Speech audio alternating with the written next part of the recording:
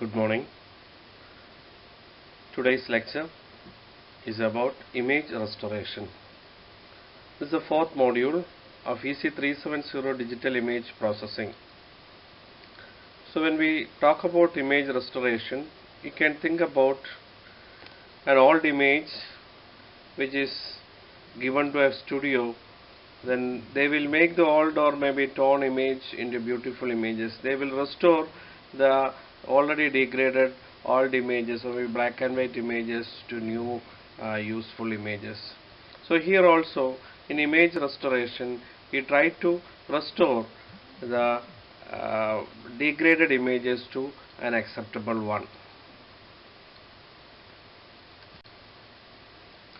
So the topics covered includes basic introduction about the restoration, image observation models, and degradation model, then about the filtering, that is inverse filter, Wiener filter, constrained restoration, then geometric transformations.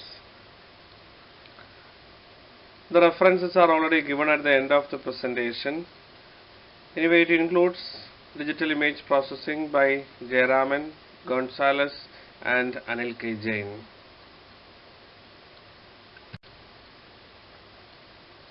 Image restoration is a filtering process that minimizes the effect of degradation. Now, what is a degradation? Degradation can cause because of the sensor, because of the optics of the camera, atmospheric turbulence, etc. And it differs from image enhancement. In image enhancement, we won't add or remove anything from the image. Actually, we project certain features out of already existing contents. But in image restoration, we will try to remove the degradation and strengthen the wanted information. If you look at the block diagram, you can see that u of xy at the left side, that indicates the original scene as such. So we use camera to capture the image, and there will be some memory element to store the information. So here, after storage or after capturing and storage, the observed image is referred as u of xy. In some presentations, instead of u, it will be f of xy, and instead of v, it will be g of xy. So only the change in one is observed image and the other one is the original image. And in image restoration, you will use a digital filter that will give you an estimate of the original information. If your restoration process is 100% accurate, then you will be able to get the original image as it is. Otherwise, you will get an estimate of it that will try to minimize the difference between the original scene and the restored image. And these are the list of activity that comes under image restoration.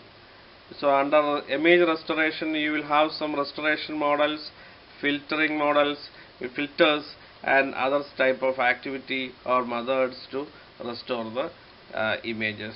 The restoration model is, we need some models to work with. By performing the filtering or other methods, you will be able to recover the image from the degradation.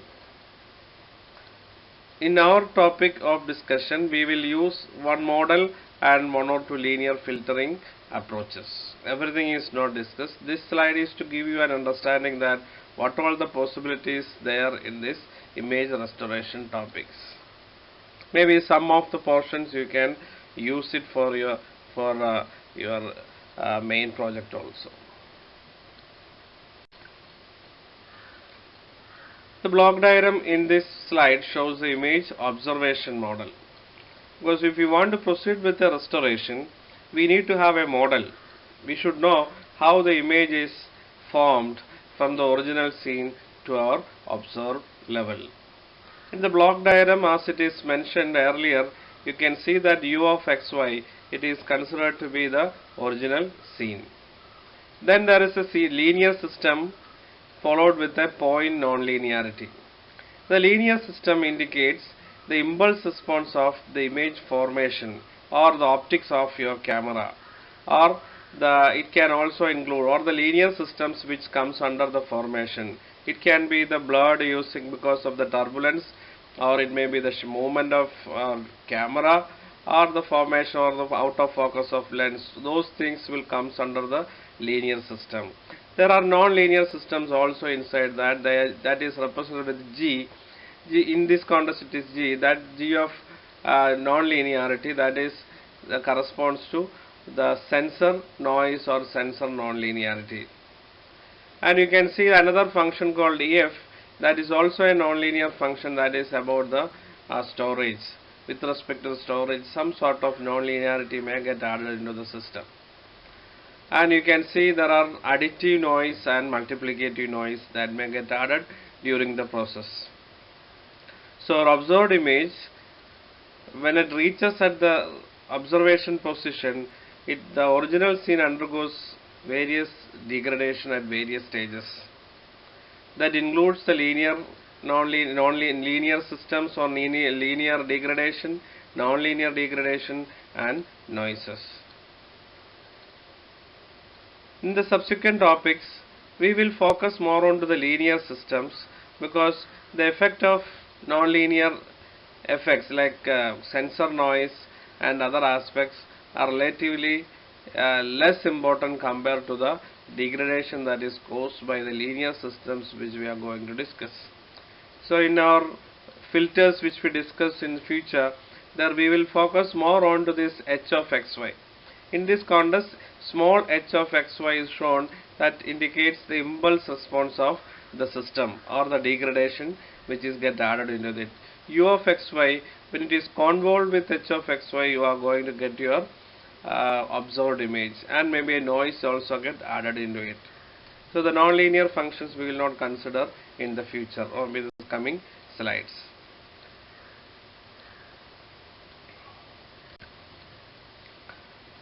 This is an example to show that an original image, and because of degradation, blurring has happened to the image. So physically this can be modeled as an impulse response or PSF, point spread function. It may be a 3x3 or 3x5 mask. Manually also you can generate such a degradation. In the regular real sense also, this degradation get occur into the image. That can be modeled by using a filter. So PSF is shown with a 3x5 mask. Now you can recollect it with the filters which you have studied in the image enhancement. There you had average filters. There you will be using some mask, 3x3 mask or 5x5 mask to get some features, or maybe low pass filtered or high pass filtered images. Same way the degradation also can be represented with the help of a mask in the spatial domain. Also you can recall that in the frequency domain filtering, the degradation function was of the same size of your image, and there it was referred as optical transfer function, and the size of that frequency domain filter was having the same size of the original image, but in the spatial domain your filter was of having a 3x3 or 5x5 mask. Here in our subsequent discussions, we will mostly focus on the frequency domain approaches, which is more important. The reason is convolution in the spatial domain can be performed as a multiplication in the frequency domain. So a multiplication and division, if you are able to perform in a frequency domain, that is more easier compared to performing a convolution in the spatial domain. Causes of blurring. So as it is mentioned here, the movement of your camera can cause degradation in the image. You are all familiar with taking pictures, and sometimes because of the shake of your hand, the image may get blurred. So now if you know what rate your hand has moved from one point to the other in the x direction and y direction, you will be able to model the movement with respect to some equations. Once you are accurately model this movement, you are able to reconstruct the image back. That you will see in the coming sessions. Out of focus also can be a cause. There are various causes that may cause degradation to the image. In a linear system, if you are able to model this degradation, there is a possibility that you can reconstruct or maybe restore the image from all the degradation. Now this is certain equations already derived or prepared is shown over here. These are for, like you can see that atmospheric turbulence, you have an equation that is in the impulse response domain or spatial domain as well as in the frequency domain. You can have equation in the both domain. For horizontal motion you can see some equations. Same way, for any defects or degradation that is going to happen, that may happen to the image, can be modeled with the help of equations. Once you are able to generate an accurate equation in the frequency domain or spatial domain, you will be able to use those information to reconstruct the image or restore the image from the degraded image. Similar to these are image formation model that happens between the scene and within the optics. And similarly, you can model the detector and recordal models also. There you will have some equations to represent the non-linearity of the detector. Same way, noise models also can be represented with the equations. Each will have its own consideration. And there can be zero mean, mutually independent Gaussian white noise. That is how the noise is being represented. And speckle noise can be represented with similar manner. This slide is to tell you that you have equations available to represent the various non-linearities available in the degraded image. This is an example to show how an original image is get blurred or maybe degraded because of additive noise or maybe other degradations.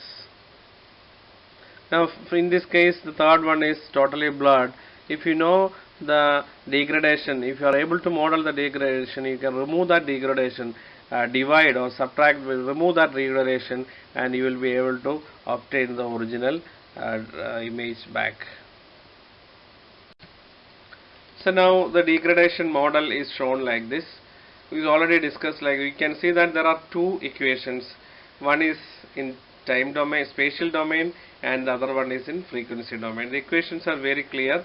G of xy is your observed image, h is your degradation, f is your original scene, and n is your noise. So we consider here only the linear degradation. The non-linearities are the impact may be very less, so that is neglected for the time being. Now this is the standard equation which we use throughout the degradation process. The second equation, you can see that the G has become capital G, capital H, capital F, and capital N. So that is the representation in the frequency domain. What is the difference you observe here? There is only one difference. In spatial domain you have convolution present over there, but when it comes to frequency domain it is a multiplication. In a practical sense, G, H, F, N, everything are metrics to us. But don't think that it is not a matrix it's a matrix multiplication. Actually, this is an element to element multiplication. H will be having the size of your image, say m by n size. F is m by n size image. H will also be an m by n size image, and noise n also will be an n by n image. And the operations will be always an element to element operation. It is not a matrix multiplication. Well, you can see that in the block diagram, your f of xy is your originally seen, degradation h is get added into it, and noise also added, noise also included into it, and g of xy is your observed image. If you have a restoration filter, after the restoration you are going to get an f cap of xy, that is, you will get the estimate of your original scene. It need not be same, but there are a difference between f of xy and f cap of xy will be minimized to the extent possible.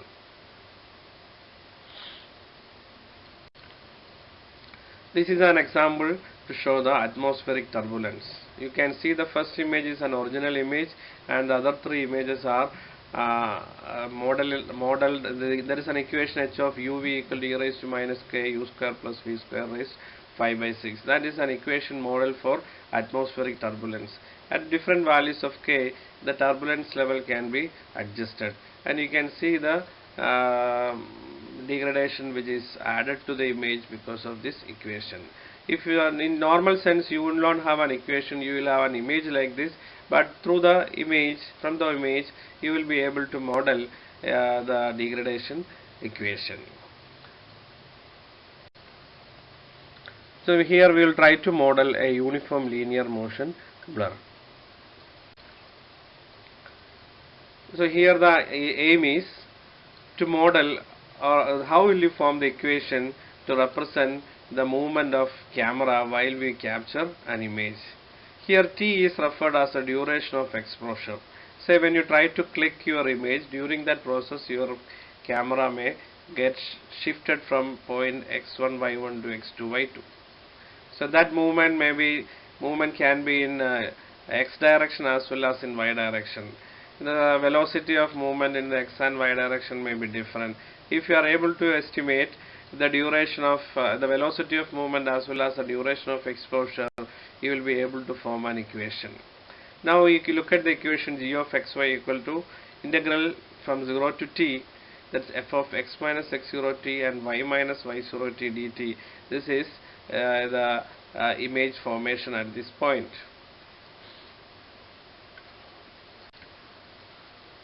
Now if you take it into the frequency domain, if you rearrange it with proper arrangements, your g of uv, that is your observed image, can be represented as f of uv, that is your frequency domain part of your original scene, into the integral 0 to t e raised to minus j pi and so on.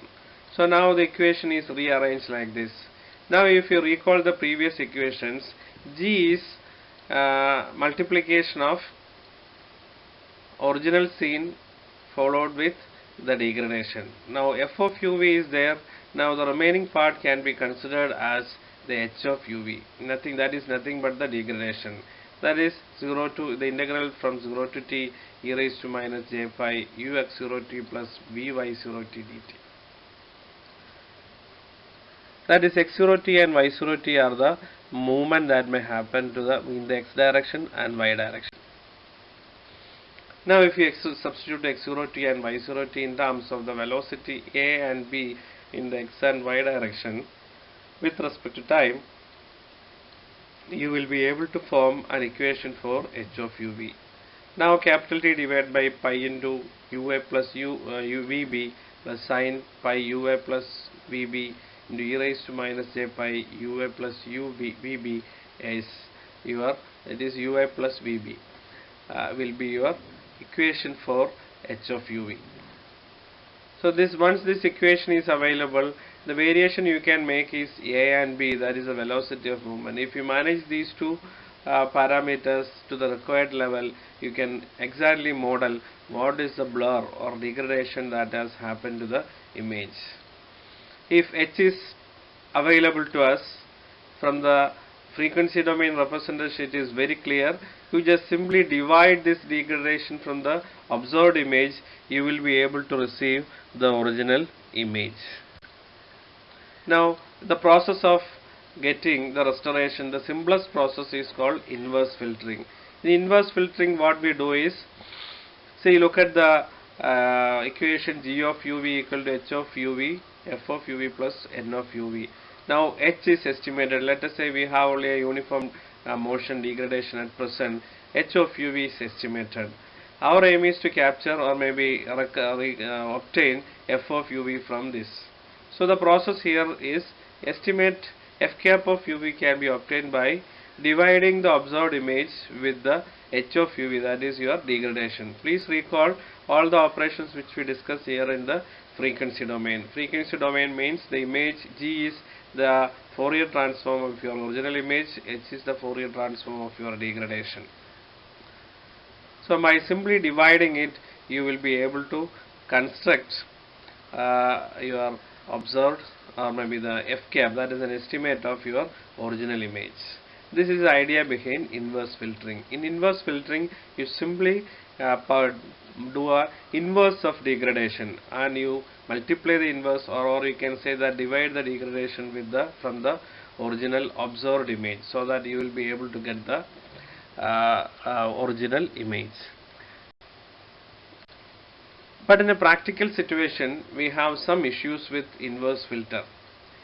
Design of physically realizable inverse filter is difficult. The reason is h in 1 by h of uv will not exist if any one of the element of h of u has zeros, because you are dividing h of uv from your g of uv. If any one of its elements are 0, there will be a 1 by 0 issue will come over there. So in order to practically realize an inverse filter, we will try to do some modification to the inverse filter. So we call it as a pseudo inverse filter. In pseudo inverse filter, what we do is, as it is the equation shown, h inverse of uv is equal to 1 by h of uv if your element is not equal to 0. If your element in h or degradation is 0, your 1 by h of uv will be simply replaced with 0, so that the 1 by 0 effect will be removed. Here in this case, h inverse is formed, or h inverse into, once h inverse is formed, you simply multiply h inverse with g. So you will understand what is, you are not simply putting g of uv by h of uv. Instead, you pre-calculate the 1 by h of uv.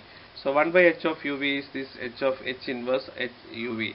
So h inverse is uv is formed like this. You pre-calculate these terms.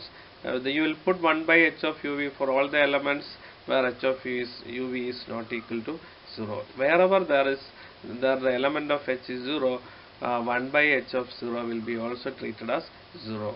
Then in this context, you simply multiply h inverse uv with your g of uv. So that is a practical issue with the inverse filters. Pseudo inverse filter is used. It is a physically realizable stable filter. Inverse filter, as per the theoretical aspect, it will be unstable. So to make it stable, you are performing a slight modification to the content. Wherever there is a case of 1 by 0 in this process, that is eliminated by replacing 1 by 0 with a 0. Wherever there is a case of 1 by 0 comes, the element is replaced with 0. That is a modification done here. So it is called pseudo inverse filter. Now if you look at the equation, you can see some more insight, you will get into it. See, again with the same sort of block diagram, and in the equation we have modified, maybe expanded g of uv. We put g of uv divided f cap is given as g of uv by h of uv. When you perform this on the equation 1, first equation, you can see that h of uv from the first part is get cancelled, and now you have two terms in the f cap of uv. One is f of uv and plus the other one is n by h, n of uv by h of uv. N is the noise. So now there is an additive noise. Now it is clear that your restored image will have your original image followed with some noise divided by h of uv. If there is no noise, then it is very evident that you will get your original image back. If there is some noise and you are dividing that some noise element with your h of uv, usually h of uv elements will be values near to 0. They are not in the range of 1 or 2. They will be smaller than 1, maybe 0.1, 0.01 in that range. In that situation, what happens is, since the values of h is very low or near to 0, if there exists any noise, a noise element divided by a value less than 1, it is going to increase the value of that particular noise. Or in other words, in inverse filter we can say that if there exists a noise in the inverse filtering process, or the degradation has some noise associated with that, inverse filter will try to amplify the noise present in the image. That is a negative aspect of inverse filtering. I will repeat it once more. Your estimate f cap of uv is calculated by dividing g of uv with h of uv. So here in this case we substituted g of uv with the equation in the first line. Now it is observed that if there exists a noise, the noise will get amplified. The reason is the h of value will be small values. So if h of uv is smaller values, then this is the chance that n of uv or maybe n by h is going to be a higher value or maybe amplified value than n of uv as it is. So in this situation, the noise in the image will get amplified. So that is a disadvantage of inverse filtering. If there is no noise, you are able to restore the image without much issues. If there exists noise, there is a difficulty that the noise may get amplified, so that may degrade further the quality of the image. So that is again mentioned once more like this. If you are during inverse filtering, if there is no noise present, your reconstruction or maybe your restoration will be much better. If there exists a noise, the noise may get amplified in the inverse filtering. That may further degrade at some times. So we need to have some mechanisms or some other methods that will consider noise also into its consideration, so that the impact of noise also can be diminished, so that the performance of this restoration can be improved. So this is an example to show the effect of inverse filtering, and the variation of parameters of inverse filter is with different values, different ranges are shown over here to show different level of quality of output quality. All the four are output of inverse filter, but the parameters of inverse filter are varied at different stages, and sometimes you need to try using trial and error method. You need to adjust the parameters of this h, so that at some point you will get a best estimate of the original image. And if your parameters are not in line with the actual degradation, your image will be further degraded. So that is the indication of this particular result. So another filter is called Wiener filtering. So in the inverse filter you have seen that without noise your inverse filter works well, but when there exists a noise, the inverse filter fails because the noise is getting amplified in the inverse filtering process. So you need a filter that considers both degradation as well as the noise cases. So in Wiener filter, it is also called a mean square error filtering. Here it incorporates the degradation function similar to the inverse filter, and also it considers statistical characteristic of noise.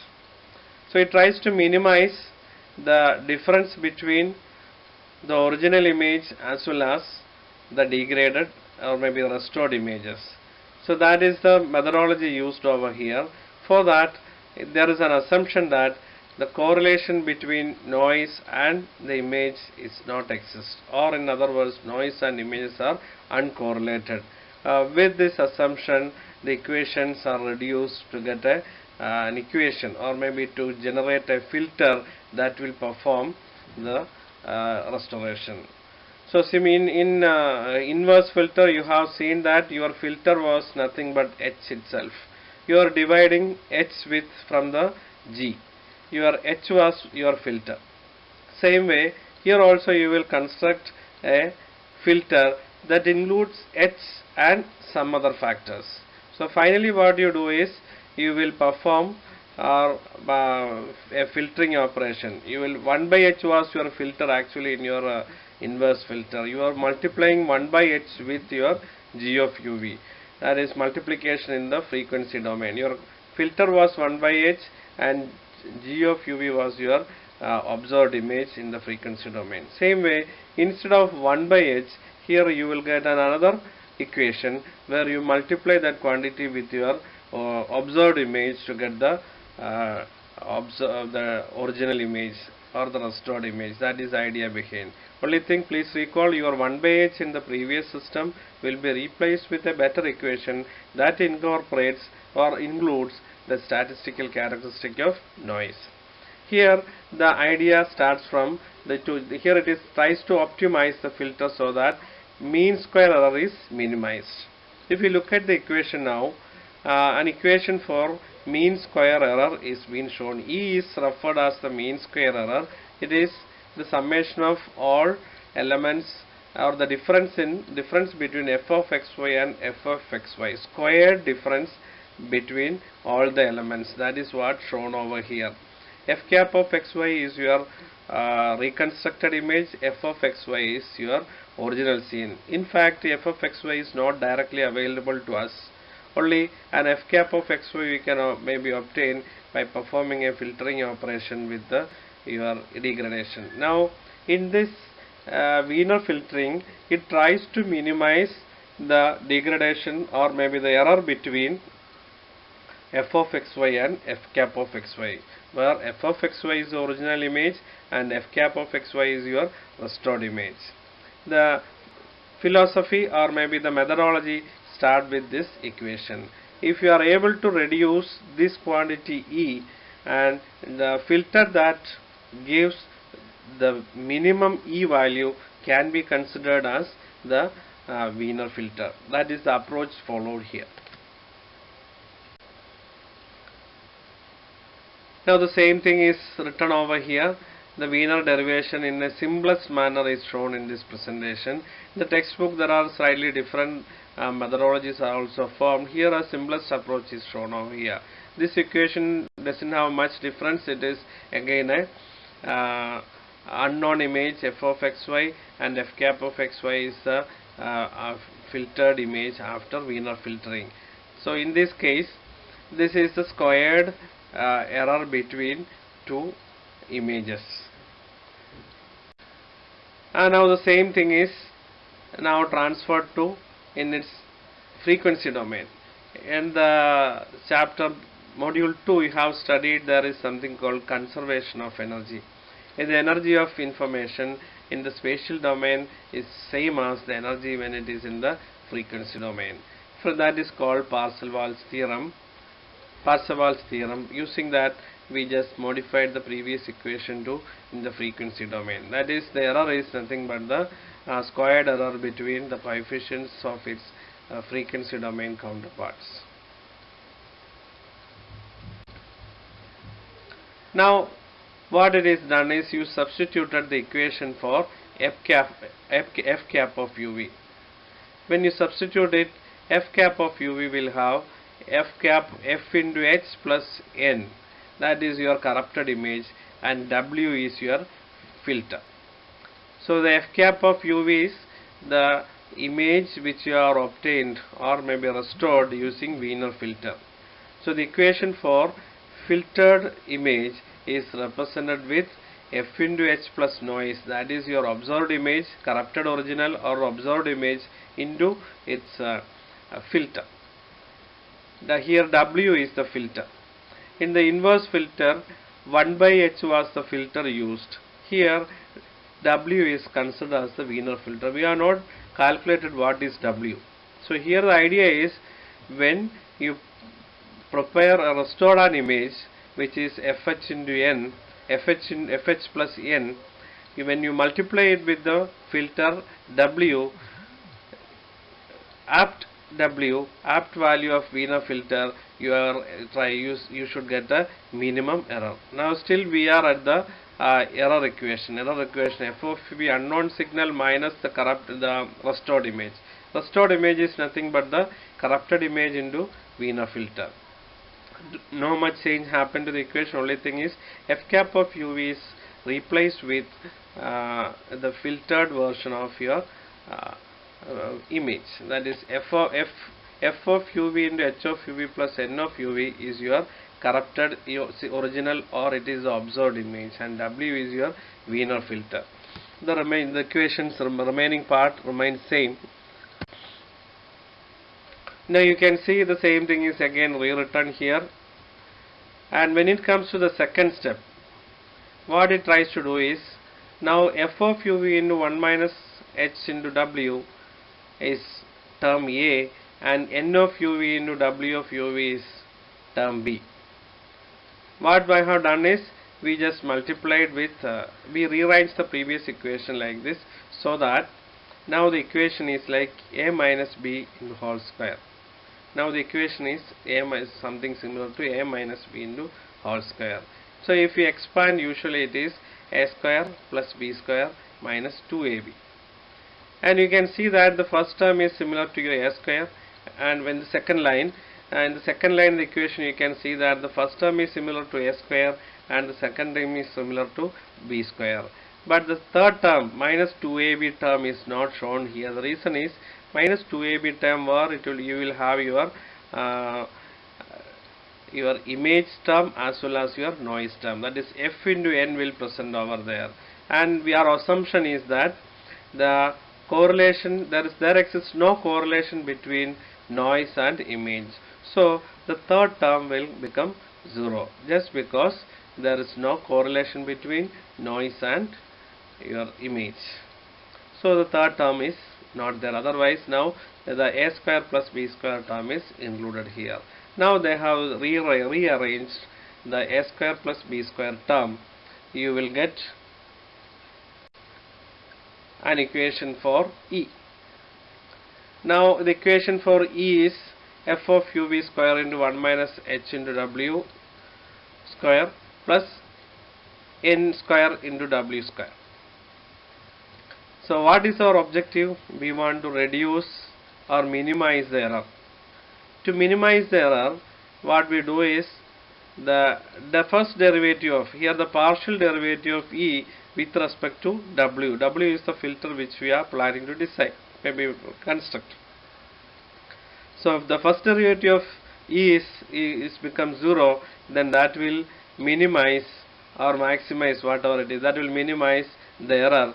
So the value of W that corresponds to the minimum value of E can be the filter which we can use as a Wiener filter.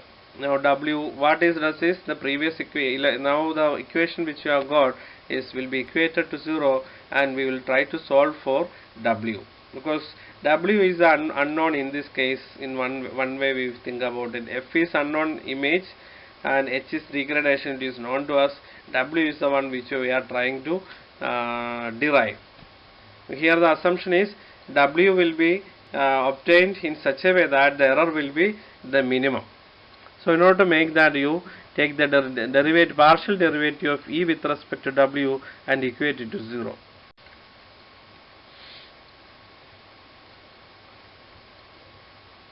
When you perform this, you can see that when you reduce the size u of t terms, you can see that the when you equate your error term, partial derivative of term to 0, you will get f square into 2 plus 2 into 1 minus wh and minus of h plus n square and 2w conjugate.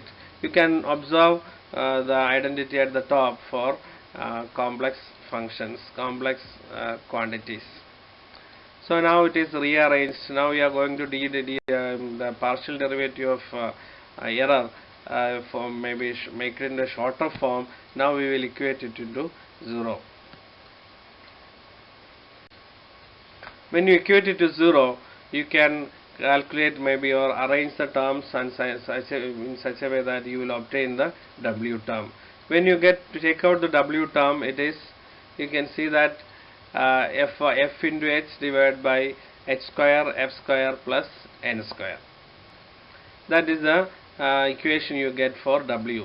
If further rearrange or divide it with h of uv square, what you can see that, sorry, f of uv square, what you get is, in the second line it is clear. The Wiener filter is, the function is formed as h conjugate of uv divided by h uv square plus n uv square by f uv square. N by f, it is nothing but, it is a 1 by SNR. F is the signal, N is the noise. If you have term F by N is SNR, now here you have the term N by F, it is 1 by SNR. Now if you look at the equation, it is clear that H is the term, your Wiener filter will have two quantities present, one is H and the other one is SNR.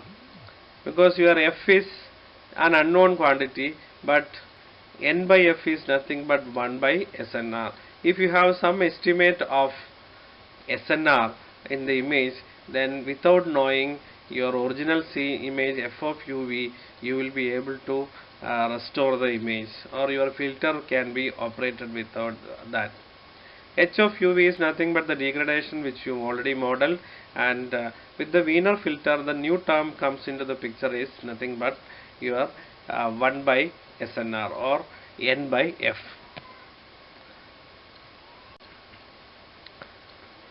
Now if you rearrange at the right side of it, you can see that you have 1 by h of uv into some other quantity.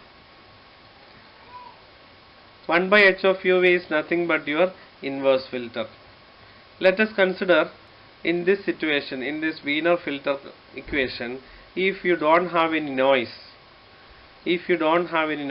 what will happen?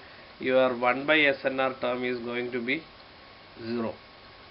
If 1 by SNR term is going to be 0, h of uv square and h of uv square will get cancelled, and your Wiener filter will reduce to a 1 by h of uv is nothing but an inverse filter. If you recall, in inverse filter, your filter function was 1 by h of uv.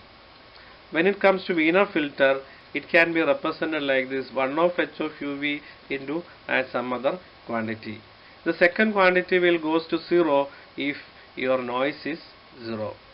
When there is noise, the second quantity exists.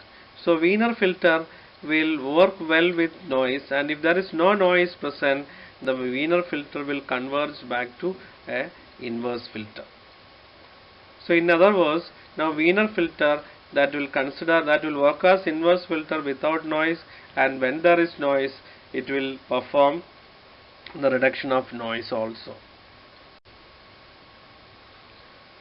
Okay, this can be considered as the final equation for a Wiener filter. Here it is divided into two parts. One is inverse filter, and the other part is that take care of the noise of the image. 1 by h of uv is same as your inverse filter, and h square by x square plus 1 by SNR is the second term in the Wiener filter. And as you already discussed, if SNR is 0, your second part becomes 0, and the Wiener filter will become an inverse filter. So this is the final expression for W of uv or the Wiener filter. So what you can do now is, for filtering purposes, if you have an observed image, in the frequency domain you multiply observed image with your W, you will be able to get the frequency domain of your original image.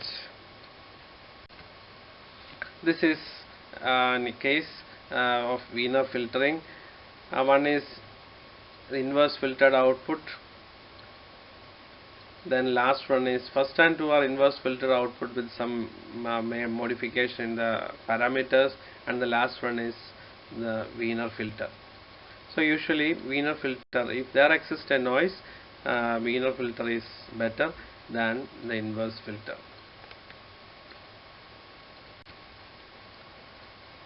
Okay, now this is about a block diagram that represents how it is implemented in the practical situation. This block diagram is taken from the textbook Anil K. Jain. Here two operators are shown over here. One is you get the impulse response. You obtain the impulse response by taking the inverse transform and form the impulse response and perform convolution at the spatial domain. That is what shown the direct convolution method. The block, your image is your filter is divided into n by n block, then you convert it into its PSF, then you perform a convolution on your original image. Now in the second approach is narrates how it is done in the frequency domain. Your input image is divided into different smaller regions, then the direct multiplication of your frequency domain image with the filter function is carried out, then you will perform the IDFT to obtain the restored image. Because the operation of spatial domain as well as the frequency domain implementation is shown in this picture.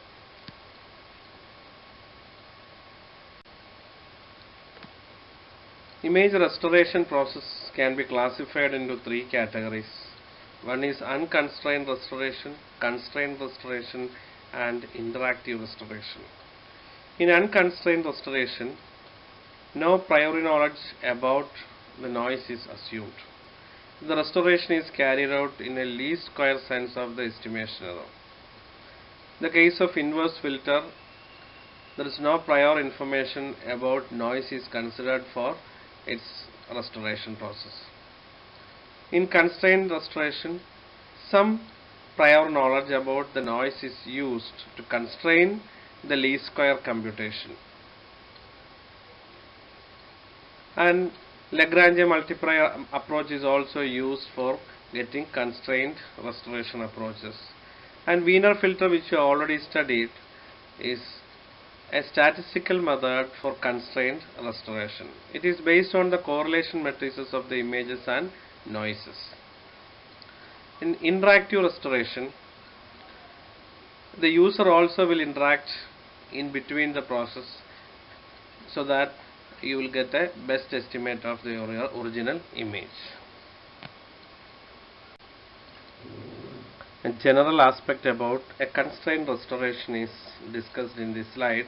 That is a mathematical explanation or representation for a constrained restoration. The least square restoration problem is considered as one of minimizing functions of the form q into u cap square, where q is a linear operator on u subject to the constraint v minus hu square equal to n square. Minimization problem is solved by using the method of Lagrange's multipliers, where u cap is to be determined that minimizes the criterion function. And this approach is used for this the criterion function and the equations are to be formed that is suitable for image restoration. Based on the mathematical background in the previous slide, constrained restoration with Lagrange multiplier is represented here. Here G is termed as the constrained filter function and u cap is restored image, u is the original image and v is the observed image. And here the constrained square restoration filter that estimate u of mn, which minimizes a quantity j subject to the constraint v minus hu cap square is less than epsilon square, where epsilon square is greater than 0. Here q is an operator that measures the roughness of u cap of mn. If q of mn is the impulse response of a high pass filter, then minimization of j implies smoothing of high frequencies or rough edges. Here q, instead of q, some other quantity might consider. Here q is nothing but a Laplacian kernel which you have studied for high frequency filtering, high pass filter in the previous classes. And when it comes to the filter function g, it can be seen that Also, there is slight difference between Wiener filter. Your numerator is same as Wiener filter. In the denominator, one term, that is h square, is also same. Gamma into q square is different from 1 by SNR in the Wiener filter. Wiener filter, 1 by SNR in the Wiener filter is replaced with gamma into q square in the constrained restoration with Lagrange multiplier, where gamma is the Lagrange multiplier, it is a quantity greater than 0, and q is the Fourier transform of the Laplacian kernel, which you have studied in the high pass filter. And you can see that if the gamma is 0, again your Lagrange multiplier or constrained restoration filter will become an inverse filter. So far we have studied different filters for image restoration. The first one was inverse filter, second one was Wiener filter, and the third one is constrained restoration with Lagrange multiplier. In inverse filter you consider only the degradation that is modeled. In the other two cases, apart from the degradation, you will try to model, or you will try to take the estimate of noise in one form or another form. Then you will try to arrive at a filter function. In both are constrained functions. In the constrained restoration cases, that is your Lagrange multiplier case and Wiener filter, the equations have some similarity. If some term is going to be 0, then your constrained filter as well as your Wiener filter will reduce to an inverse filter. In the presence of noise, the performance of inverse filter is poor, but in the presence of noise, the other two filters, the constrained restoration with Lagrange multiplier and the Wiener filter, will perform better. Now we consider another topic called geometric transformation, which is totally different from the image restoration. Here, a spatial transformation of an image is a geometric transformation of the image coordinate system. Here you maybe try to move the image to one place to another, rotate, shear, scale, or some projections. This is these are considered as geometric transformations. We will try to see what is the difference between this affine transformation, projective transformation, and how this transformation is carried out. So as its figure indicates, you have an original image and image which is performed affine transformation, and the other one is projective transformation. In the affine transformation, the parallelism is maintained. That is, all the changes that happens maybe with a specific scale. But in the projective transformation, the parallelism is not maintained, but the collinearity is maintained. So we will explain it in detail.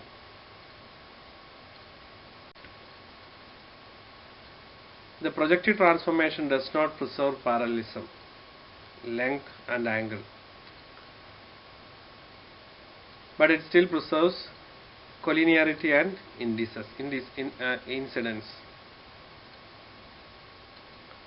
Since the affine transformation is a spatial case of the projective transformation, it has the same properties.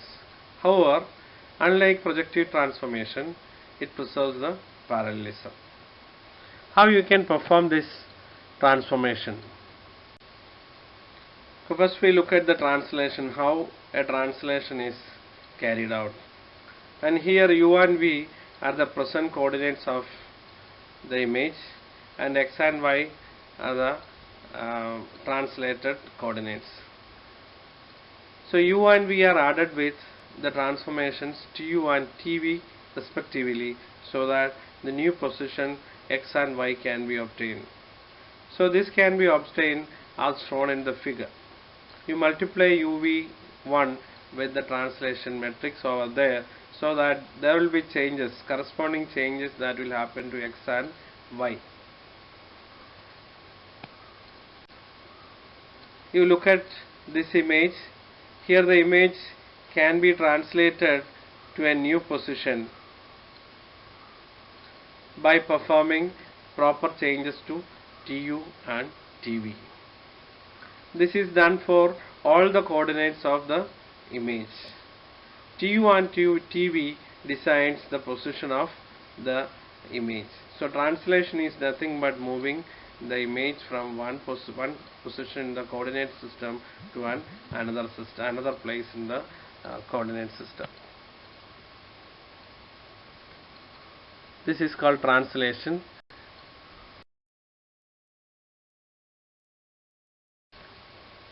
And now what is a reflection? So you can see the image one is reflected to the other side. This is called reflection.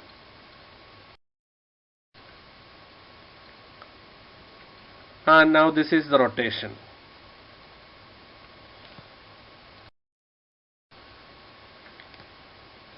The rotation can be obtained by multiplying the UV with the new transformation matrix here.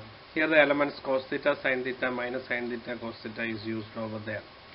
So with respect to the theta which we require, you can vary the value of theta and you will be able to obtain the rotation in the counterclockwise angle q or theta.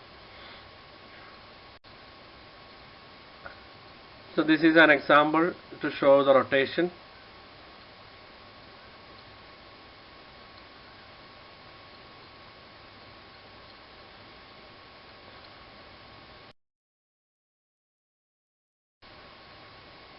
And the other one is scale. Here you can observe the change that is added to is. This is not an addition, you are just multiplying with some value. The coordinates u and v are multiplied with some values. All points are scaled by applying a scale factor su and sv. And the other one is called shear. This shear, the example is shown. The shear is obtained by performing, maybe deforming one of it. Now HV is used here to shear one element of it. So that this matrix, the transformation matrix, is important in this context.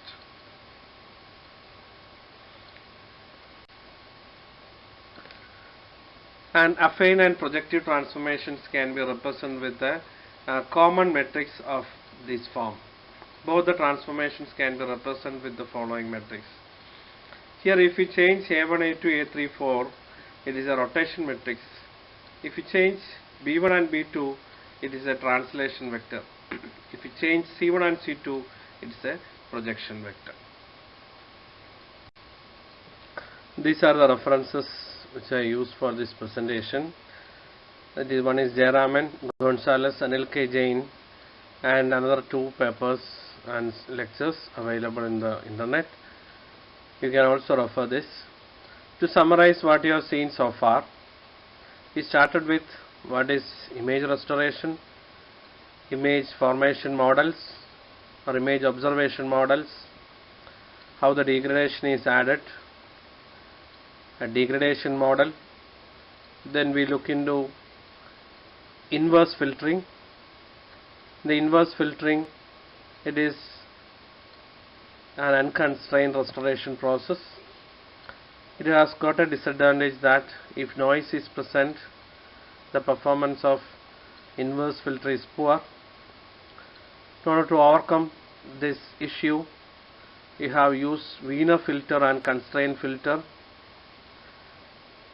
In Wiener filter, you consider the noise also for its restoration purpose. The SNR of noise is considered in the filter function.